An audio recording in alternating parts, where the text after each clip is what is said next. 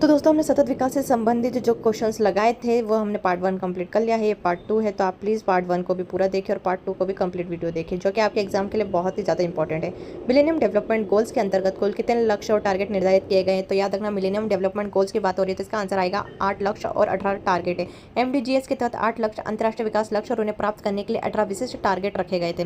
निम्न में से कौन सा लक्ष्य MDG के 8 लक्ष्यों में शामिल नहीं था? तो इसमें जो है वो सस्ती और स्वच्छ ऊर्जा शामिल नहीं है, बाकी मातृत्व स्वास्थ्य को बढ़ावा देना शामिल है, शिशु मृत्यु दर घटाना शामिल है और सार्वजनिक प्राथमिक शिक्षा भी शामिल है। ये एसडीजी लक्ष्य 7 का हिस्सा है, जिसे एमडीजी के कुल 8 लक्ष्यों में शामिल नहीं किया गया था।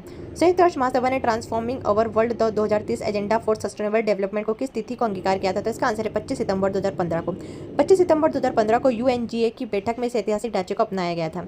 सतत विकास के लक्ष्य को प्राप्त करने के लिए एजेंडा 2030 में किस अवधारणा के मार्गदर्शक के रूप में अपनाया गया था? इसका आंसर है 5Ps अवधारणा। मतलब 5P का मतलब होता है पीपल, प्लेनेट, प्रोस्पेरिटी, पीस और पार्टनरशिप। सतत विकास के इस मार्गदर्शक सिद्धांत के 5 आपको पी याद रखना ही पड़ेगा। भारत में सतत विकास लक्ष्य एसडीजी के क्रियान्वयन के लिए कौन सी संस्थाएं उत्तरदायी है? तो इसका आंसर है नीति आयोग और सांख्यिकी एवं कार्यक्रम कार्यान्वयन मंत्रालय।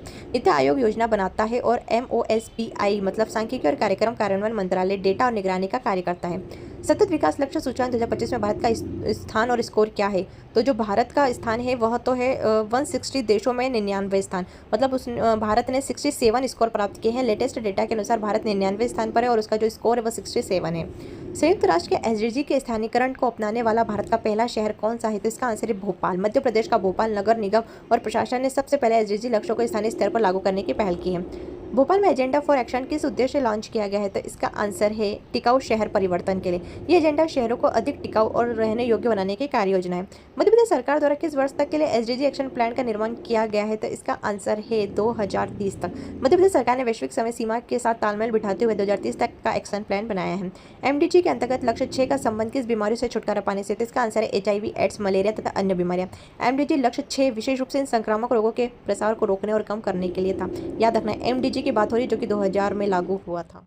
सतत विकास के मूलभूत विचारों में प्रतिस्थापना का क्या अर्थ है? तो इसका अर्थ है पर्यावरण को नुकसान पहुंचाने वाली वस्तुओं को टिकाऊ विकल्पों से बदलना। यह हानिकारक संसाधनों के स्थान पर सुरक्षित और टिकाऊ विकल्पों के उपयोग पर जोर देता है। 1962 में प्रकाशित पुस्तक साइलेंट स्प्रिंग के लेखक कौन है? तो इसका आंसर है रेचल कार्सन। रेचल कार्सन ने इस पुस्तक के माध्यम से कीटनाशकों के हानिकारक प्रभाव पर दुनिया का ध्यान खींचा था।